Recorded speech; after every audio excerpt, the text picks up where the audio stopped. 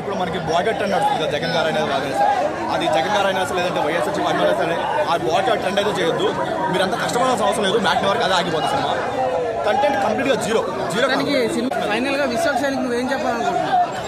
ఆయన మంచి సినిమాలు తీస్తాడు. ఆ జోనర్లో ఉండండి. దయచేసి క్రింజ్ సినిమాలు మాత్రం తీయకండి. అట్లీస్ట్ తీసేటప్పుడు మీకు తెలుస్తుంది అయ్యా నీకు క్రింజ్ తీసానే అని చెప్పి. సో ఇలాంటి మారేస్తే బెటర్. గ్యాంగ్స్టర్ బ్రదర్ బాగా ఉంటుంది.